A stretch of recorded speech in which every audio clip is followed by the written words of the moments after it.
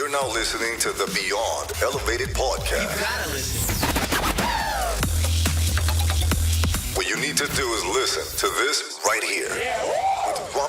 With Robert Wilson. Well, throughout my days of working as a director at a network marketing company, I got to meet tons of people, and meeting tons of people, you get to interact with some of the best of the best. And right now I have such a pleasure for sitting alongside. I'm so glad that he joined today.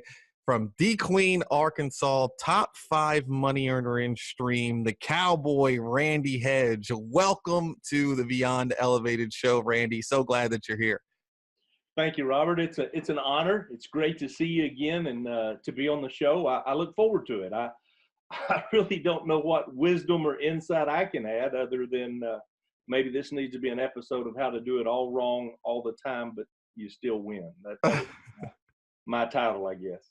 Well, no, you never do it wrong. I mean, yes, we all struggle, but top 5 money earner in stream, and you just keep rocking and rolling. You have a very particular way of delivering the foundation of your speeches. You're one of the best public speakers that we've seen all through network marketing. Can you talk a little bit about the way that you deliver your speeches and how you go about it? Well, there seems to be a movement of late about storytelling, the importance of storytelling in business. I guess that's something that I caught on early. My whole life, I've kind of been one of those natural tall tale weavers. I was able to give the story and then lace it with a lot of humor.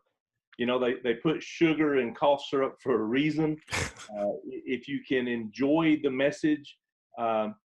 Now, one of my underwritten rules has always been I don't tell a joke just to get a laugh. If there's not a point to it, if there's not a lesson learned, if it doesn't add to what we're trying to accomplish, then I don't use it. So humor is the foundation with a strong background of weaving the tale, the story, so the person feels like they're a part of it. You know, it's an old adage. Cliches become cliches for a reason. It's because they're true. But the reality is facts tell, stories sell. And so I'm more of a storyteller, use a little bit of humor, and like to have a lot of fun. And that's kind of become my trademark, I guess. I hope that's what you're referring to. Absolutely. That's exactly what I'm referring to. And he's being very modest. He is one of the best public speakers that we've seen in network marketing, and he's great. And he has such a tremendous following, especially from people that really want to hear a different kind of message. Randy, when you are approaching someone to join a network marketing company, what are some of the foundational keys that you hit on before getting them involved in the business? To be honest, there's really only one, and that's to build a relationship with them, get to know them. If you'll listen long enough, just ask the right questions, they'll tell you why they're looking for your opportunity, your business. They will share that. It's just human nature. People love to talk about themselves, their situation. Obviously, we're all kind of wired that way.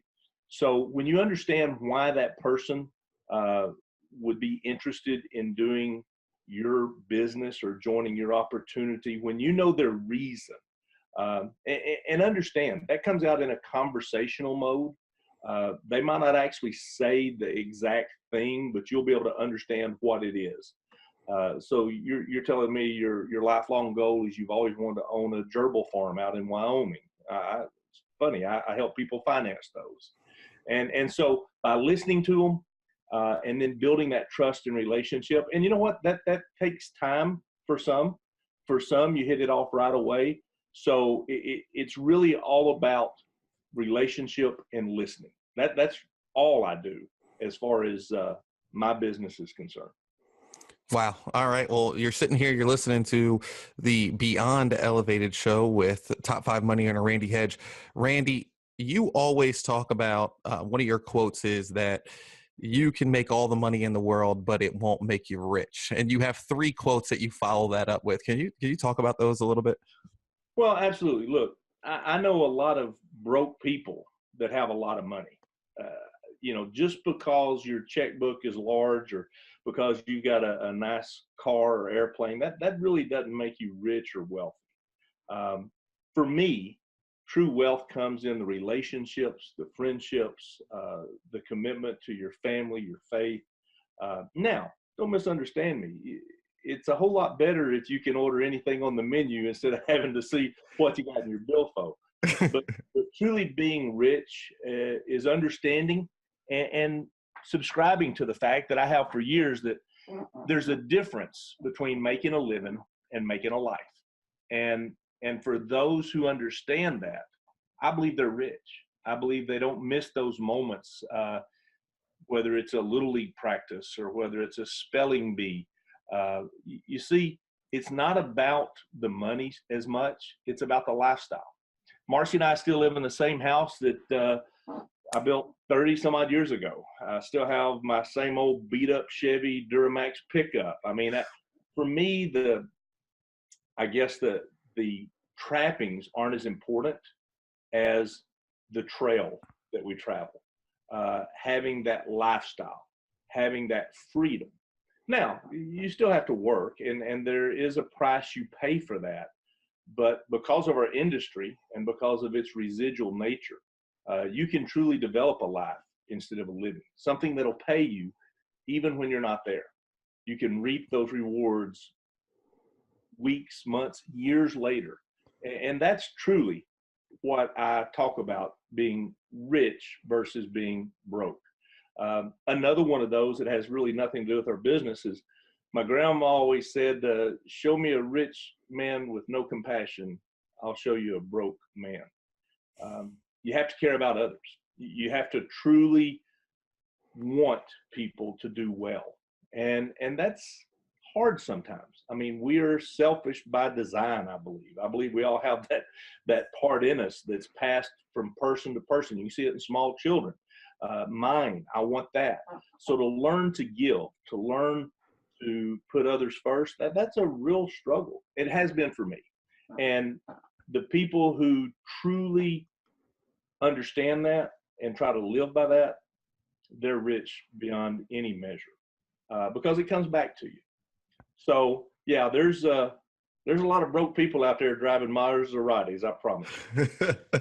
Well, that's definitely true. But we know that you're not one of them because you have such a beautiful family. Do you want to talk about your family for a second? Because, and I really want to stop right here for a second because I want people to understand that this isn't a gimmick. This isn't a game. I know Randy very well. Randy's a close friend of mine. And one of the best things that I can say about Randy, he's very authentic. And it's in a good way. He's going to tell you exactly how he feels, and he's going to wear his heart on his sleeve.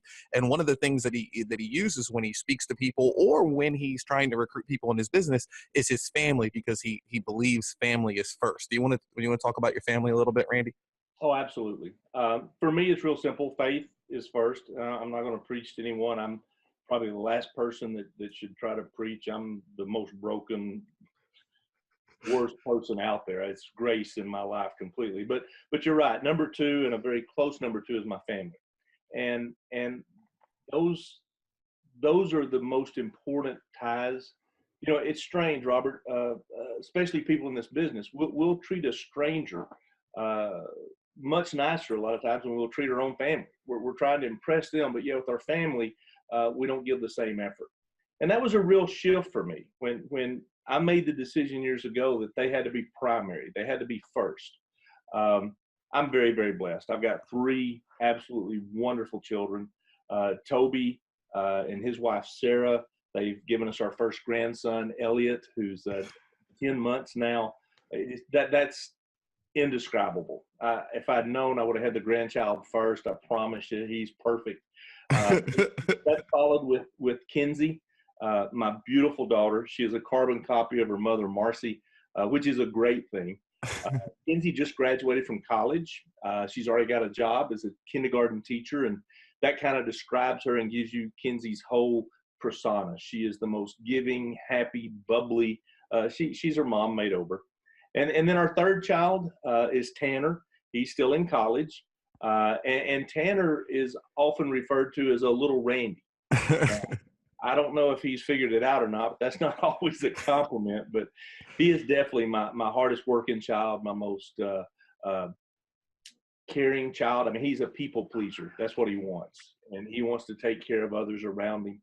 They all three have just got wonderful attributes. I haven't had to get a single one of them out of jail or put them in rehab. So I've been very blessed on that. And I give all the credit, absolutely 110% of the credit to Marcy. She is a phenomenal lady. The mother, the confidant, the friend. I just cannot imagine my life without her. And I try to show her that daily. And we still have our conflicts and our issues. When you've got two very independent, strong-willed people, I mean, you're going to have some fights. That's normal. But we're very passionate, and fortunately, we make that fight go away, and it goes back to that harmonious, unbelievable relationship like I've never experienced. So, all in all, I am richly blessed. My family, as you know, with your family, it is my greatest treasure. There is no doubt. And I wanted Randy to talk about that because that's what he always preaches in his speeches. And Randy, no disrespect, but after knowing you for a little bit and meeting you and then meeting Marcy, you kind of look at you and you kind of look at Marcy and you're like, how in the world did he pull that off? But I'll leave that I'll leave that right there. No disrespect to you, Randy. A couple more questions for you.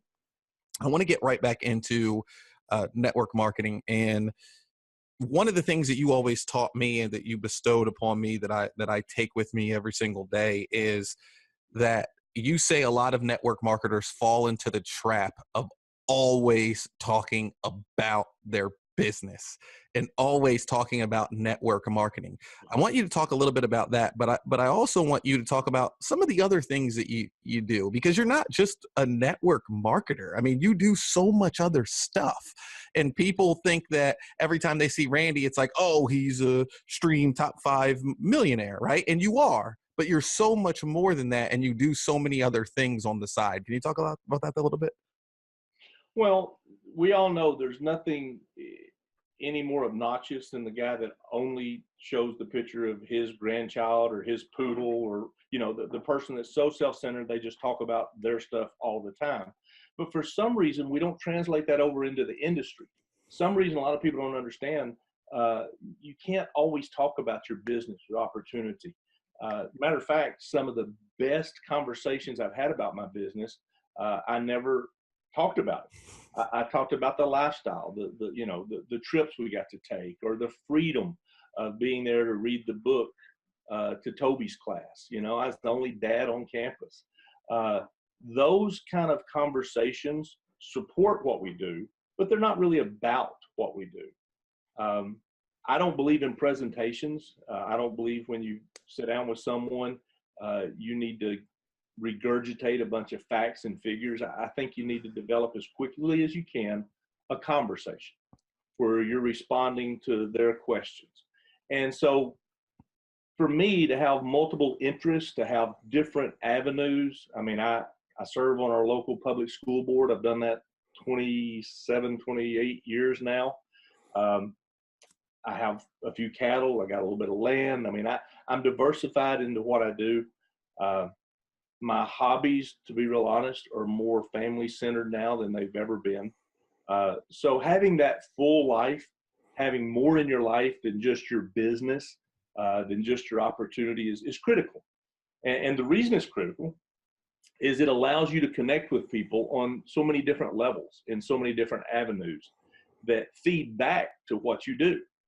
I'm always the most successful when someone actually says, what is it you do? How do you have this free time? How is it, you take these trips? Well, what do you do? And that's when it kind of becomes fun for me. I usually respond the first time or two like, you wouldn't believe me if I told you. Tell me more about that eyebrow transplant. I mean, I'm going to put it back on them. I'm going to visit with them about whatever we've been conversing. And it's not that I'm trying to avoid it. It's not that I'm trying to be secretive. It's just the opposite. I want to control the environment when I sit down with them and truly explain what I do, because it is a fact in any industry, business, opportunity, investment. If you don't have 100% of the information, if you don't fully get all of it, you'll make the wrong decision. I've used for years that deal you see me do where I ask a guest, would you jump out of an airplane without a parachute for $5,000 or for $10,000? And they always, oh, no, no, no. And then you tell them, wait a minute, you don't have all the information. The plane's still sitting on the ground. And that, to me, exemplifies why we want to control the time, the location, and the way the presentation starts, and hopefully quickly develops to a conversation. So having a lot of other interests are important. A bigger part of what I do is my speaking, my training, my workshops. I'll be honest, Robert, it amazes me. I show up and there's people there. And I'm like, geez, I fooled them again. I can't believe they showed up. And then they actually, they pay me for it. I'm like, this is crazy. I know there's value in what I say. I'm not trying to downplay that, but I also understand it's not because I'm saying it. It's because I've learned it from some of the greats. It's because it's years of experience. I've been doing this, almost 30 years now. So I've made enough mistakes. I should know the way around the ballpark. I promise you. I've struck out enough that I know what a good fastball looks like. But people, for some reason, like to hear the stories. And it's been a real blessing to be able to do that. In addition to my stream business, to our cattle, to our land holdings, we've been blessed. Well, last question, then I'll let you close this out. For the industry is under a lot of scrutiny right now, and in the news, it's under a lot of scrutiny, and it's taken a lot of flack, and it hurts me because I've just, I grew up in the industry. I love the industry. What would you say to someone who is brand new, right? Or like just got started, let's say less than 60 days in a business, or thinking about joining a network marketing business? What would you say to this person? What kind of advice would you give to this individual? And it doesn't necessarily have to be on your team, any business. Well, the reality is this. Our industry is under a little bit of scrutiny right now, as it should be. There's no reason for people to amplify, exaggerate, to embellish. It's not necessary. I'm just blown away that people would look at quote unquote conventional opportunities and they measure them one way. And then they look at our opportunity and we're measured completely different. Yep. To be able to tell someone that you could have a residual income coming in every month of 30, 40, 50, even $100. Let's top it out at $100. But imagine that comes every week or every month. There's nothing else out there that has that opportunity based on just sweat equity. Right. And I believe that if we downplay what we actually have, I've seen a lot of beautiful women, and the thing that makes a woman ugly quicker than anything is when she talks about how beautiful she is. Oh, she acts like she knows she's gorgeous. It's those who have that beauty, but downplay it. Your wife's a prime example of that. I'm lucky enough to have a wife in the same situation. Marcy has no idea how gorgeous she is. She doesn't. That said, if she did, she wouldn't have married you, right? I'm joking. I'm sorry. I'm sorry. Absolutely right. The joke used to be that my mother was paying her to stay with me, but now that on with the Lord, I don't know why she sticks around. But let's apply that to our business. Let's talk about the fact that we know that is a turnoff. We know that's discouraging when people brag about or embellish or try to play up something. It's always attractive when you lessen it, when you play it down. That would be my advice in the industry. Don't promise people they're going to make millions. That happens to very, very few. Don't promise people that they're going to be financially free. That doesn't happen to a lot of people. But you know what? Not a lot of people make it to the NBA. Not a lot of people become the PGA pro golfers. That doesn't mean that there's not a lot of kids still in Little League and play high school and collegiate, and the lessons you learn from that. That doesn't mean that there's not a lot of people out there every weekend hitting that golf ball. I think if we're honest to people and we share what is truly available. Now, let's be clear. Our industry allows more people to be successful, has a greater opportunity for more people than anything I've ever seen. And I'm a prime example of that. You know, I have no qualification to have lived the life I've lived, to have what I have, but I've been blessed enough to get that. And I think it's because I understood it was about perseverance and hard work and overcoming those objections and obstacles, more so in yourself. Obviously, you'll face them in your community. You know, it's an old saying of mine, go to your friends and family first, get your disappointment over with. I mean, people will not see what you see. That's okay. But don't have to embellish. Matter of fact, downplay it. The old adage, once again, cliche, under promise and over deliver. And that'll help our industry. That'll help your personal business and your company more than anything else you could do. People know if you're successful or not. You don't have to tell them. Wow. Well, you've listened to Top 5 Money Earner, Stream Millionaire, Randy Hedge. Randy, I can't thank you enough for being here. I truly, truly appreciate it. I can't thank you enough. I'll send you a gift basket, and I promise I'll come out to Arkansas. I'll come out to Arkansas soon. I promise we'll be out there. Randy, let's just give everybody one last piece of advice. The biggest gift we can give people is when we walk away from them, they feel better. They have a bigger smile. We've made their day a little brighter. We've lightened their load just a little bit. Our job is to lift people up. And unfortunately, in the media, politics, traditional business right now, it seems like we're on this just crazy agenda of tearing people down, of belittling and hurting and maligning for no reason. There's no gain in it. It's just out of hatefulness, to be honest. So for the people that choose to be different, not be stupid, not be like the norm, I want to walk out of a room and people be glad that I was there, not that I'm leaving. I hope all of our listeners decide to try to have that same impact. Randy, I can't thank you enough, buddy. Have a good one. Take care of Marcy. Take care of the family. Love you, and we'll talk to you soon. Thanks for having me on. I can tell you it's a true honor. I consider you one of my dearest friends. I'm so proud of you and what you're accomplishing, and it's an honor to get to be a small part of it, Robert. Look forward to seeing you. Y'all got to come this summer. We'll have a lot of fun. Well, that's it. This has been another episode of the Beyond Elevated podcast. Check out our Facebook and Twitter at The Beyond Elevated.